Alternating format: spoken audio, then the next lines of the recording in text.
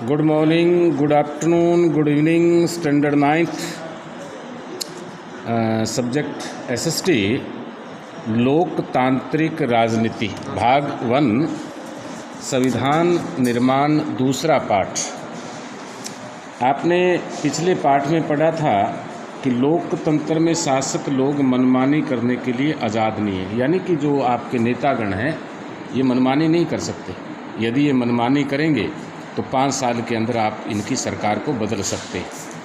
जनता को यदि चुनी हुई सरकार 5 साल तक ठीक प्रकार से कार्य ना करे तो अंडरस्टूड है, सरकारें बदलती रहती है। आप देखेंगे कि पहले देवगौड़ा आपके प्रधानमंत्री थे, कभी चंद्रशेखर प्रधानमंत्री थे, कभी अटल बिहारी वाजपेयी प्रधानमंत्री थे, नरसिम्हा राव प्रधानमंत्री रहे, और कभी डॉक्टर मनमोहन सिंह प्रधानमंत्री रहे। वर्तमान में नरेंद्र मोदी है और ये सरकार, वर्तमान की सरकारें यदि अच्छा काम नहीं करती इनको बदल देते। अब था कि संविधान निर्माण का एक मोटा आपको अपने घर से लगाएं कि हम हमारे घर के कायदे कानून जो हमारे माता पिता या दादा दादी ने बनाया वो संविधान है कि शाम को 6 बजे से के बाद घर से बाहर नहीं जाना, सुबह अपने घर में नाश्ता वास्ता लेकर हम बाहर निकलेंगे, बिना कारण किसी के घर में नहीं जाना, अपना काम यदि खेत में या आसपास में कहीं है वो अपना काम हम करेंगे। यानी कि वो कायदे कानून जो हम अपने घरों में लागू हमारे बुजुर्ग करते हैं, दादा दादी है, मम्मी पापा है, जो आपको बताते हैं कि ऐसा करो ऐसा ना करो, जिससे घर को ठीक प्रकार से चलाया जा सके, वो तो घर की बात होगी। अब पूरे इस बड़े देश को चलाने के लिए भी संविधान की ज़रूरत पड़ती है। संविधान ना हो तो अमीर लोग गरीबों को जीने नहीं देंगे, ताकतवर लोग कमज़ोरों को जीने नहीं देंगे, तो अनेक प्रकार की अव्यवस्थाएं फैल जाती है। उसको संविधान आप समझ सकते हैं। हमने शुरुआत किया यहाँ पे दक्षिणी अफ्रीका में लोकतांत्रिक संविधान। बेटे, आप महात्मा गांधी को जानते हो, और महात्मा गांधी जब बैरिस्टर बनने के बाद में सबसे पहले दक्षिणी अफ्रीका गए, और दक्षिणी अफ्रीका में महात्मा गांधी को रेलगाड़ी के डिब्बे से नीचे फेंक दिया गया था। कारण कि रेलगाड़ी के डिब्बे 1-2 अश्वेतों के लिए थे, बाकी वो अंग्रेज़ों के लिए थे कि वहाँ केवल अंग्रेज़ ही यात्रा कर सकते हैं।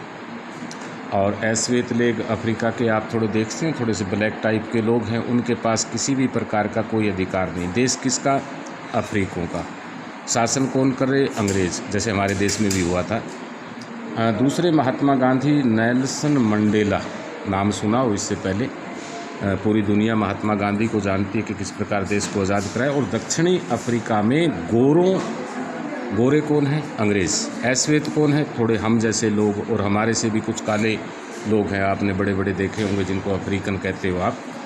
तो वहाँ दक्षिणी अफ्रीका के अंदर अंग्रेज़ लोगों की जो बस्तियाँ थी, ये अफ्रीका के लोग या काले लोग नहीं जा सकते थे। अंग्रेज़ लोगों के स्कूल थे, उनमें इनके विद्यार्थी नहीं पढ़ सकते थे। यदि कोई क्राइम और जुर्म हो जाता था अंग्रेज़ से, तो उसको अफ्रीकन जज सज़ा नहीं दे सकते थे। किसी प्रकार के अधिकार नहीं थे। कारखानों में अंग्रेज़ काम करवाते थे, तनख्वाह नहीं देते थे। 24 घंटे ड्यूटी होती थी। और कहते कि उस समय तो यदि एक दास बनाए हुए थे, जंजीरों में जकड़े रखते थे। तो नेल्सन मंडेला ने ये लड़ाई स्टार्ट की, जिनको पता नहीं कितने सालों तक जेल में डाले रखा, और आखिरकार अंग्रेज़ों को या गोरों को झुकना पड़ा, उनको जेल से आज़ाद करना पड़ा। और दक्षिणी अफ्रीका आज़ाद होने के बाद वो प्रथम राष्ट्रपति बने। उन्होंने फिर संविधान बनाया कि अश्वेत है उनका भी अधिकार होगा, श्वेत है उनका भी अधिकार होगा। पूरा आप पढ़ेंगे। 1950 से पहले अश्वेत, रंगीन चमड़ी वाले और भारतीय मूल के लोगों को रंग भेद प्रणाली के खिलाफ संघर्ष किया।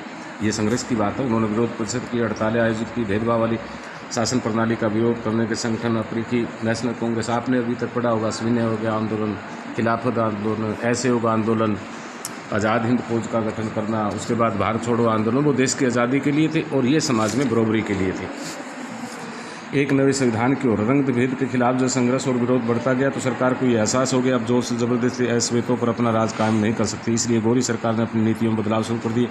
भेदभाव वाले कानून को वापस ले लिया गया। राजनीतिक दलों पर लगा प्रतिबंध और मीडिया पर लगी पाबंदियाँ उठा ली। 28 वर्ष तक जेल नेल्सन मंडेला 28 वर्ष तक जेल रहे थे। 26 अप्रैल 1994 की मध्य रात्रि को दक्षिण अफ्रीकी गणराज्य का नया झंडा लहराया। दुनिया एक नया लोकतांत्रिक देश बन गया। रंग भेद वाली शासन व्यवस्था समाप्त हुई।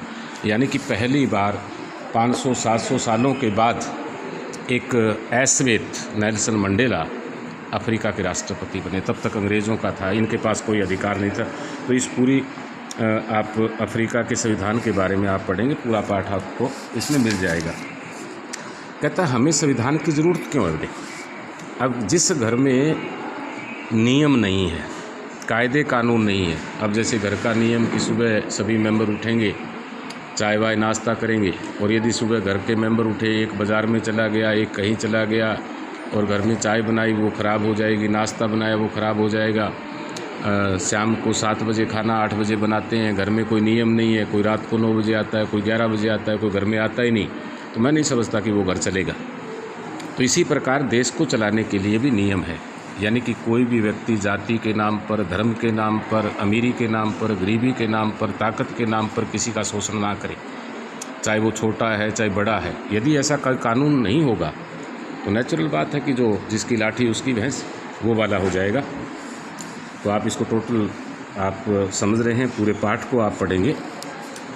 कहता है कि आपके इलाके में किसी क्लब, सरकारी संगठन, मजदूर राजनीतिक दल के दफ्तर में जाएं, उनसे संविधान और संगठन के नियम पुस्तिका मांगें, उनका अध्ययन करें। अब जैसे कई बार गांव में आपस में वाद विवाद होता है, घर के सदस्यों में वाद विवाद होता है, तो हम मिल बैठ कर हल करते हैं। ग्राम पंचायत कर देती है, ग्राम पंचायत से मसला हल नहीं होता तो अदालत में जाते हैं, अदालतें मसला हल करती है। तो ये संविधान के तहत अधिकार दिए गए हैं।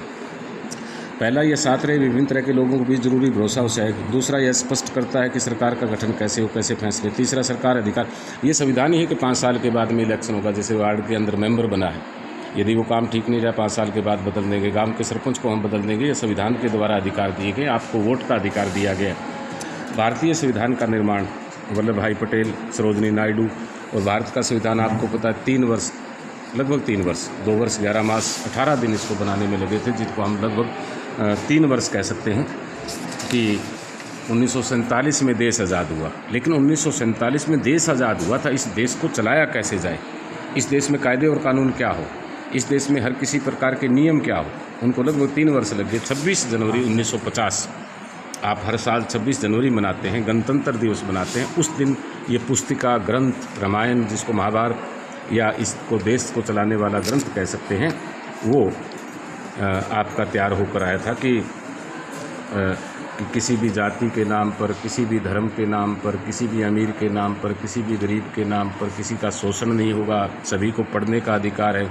कोई भी व्यक्ति आप देखेंगे कि किसी भी मंदिर में जा सकता है, गुरुद्वारे में जा सकता है, मस्जिद में जा सकता है, चर्च में जा सकता है। कोई भी व्यक्ति अपनी बुद्धिमत्ता के अनुसार गांव में किसी भी क्षेत्र में जाकर काम कर सकता है। हिंदुस्तान का कोई भी व्यक्ति कहीं पर भी आकर अपना कार्य कर सकता है।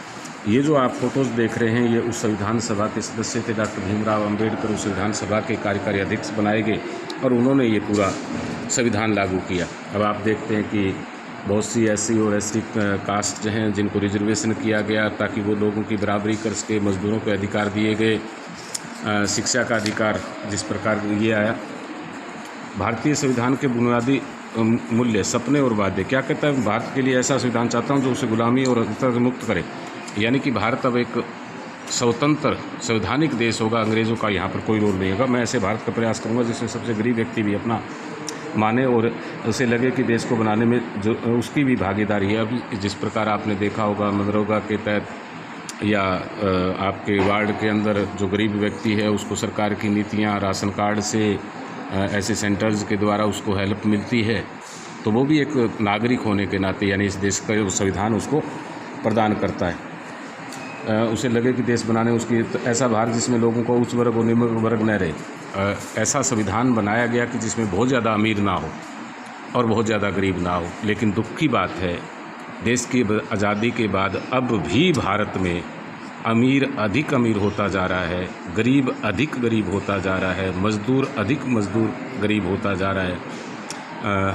चंद लोग इस देश को अभी भी चला रहे हैं, संविधान के अनुसार कार्य नहीं कर रहा। अभी भी हमने सोचना है, आप युवा पीढ़ी हैं और ये एजुकेशन लेकर इस संविधान के प्रदत्त अधिकारों का ना केवल रक्षा करेंगे बल्कि संविधान के अनुसार देश चले, इसकी भी आप आगे परिकल्पना करेंगे, क्योंकि अब देश का भार जो आपके आने वाला भविष्य आपके कंधों पर है, कोई भेदभाव ना हो।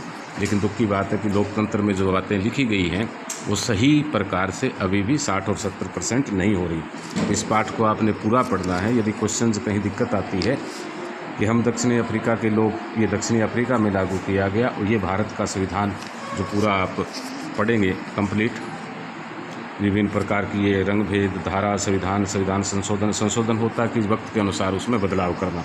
संविधान सभा प्रारूप, दस्तावेज का दर्शन, बुनियादी विचार होते हैं, प्रस्तावना, जब सब लोग बैठकर, जैसे हमारे प्रस्तावना कहीं आती है, संविधान संशोधन होता है, तो भारत का एक पवित्र स्थल जिसको आप संसद बोलते हैं, लोकसभा और राज्यसभा, उसमें पारित जो कानून है वो देश पर लागू होते हैं समय समय के अनुसार। तो पूरा आप लेसन को 2-3 बार पढ़ना और समझना है कि इस देश में सभी प्रकार, अब तो यदि देश का संविधान नहीं होगा, किसी के खेत से सड़क जा रही है तो वो सड़क को रोक के बैठ जाएगा कि दोनों तरफ मेरे खेत है, मैं सड़क से गुजरने नहीं दूंगा।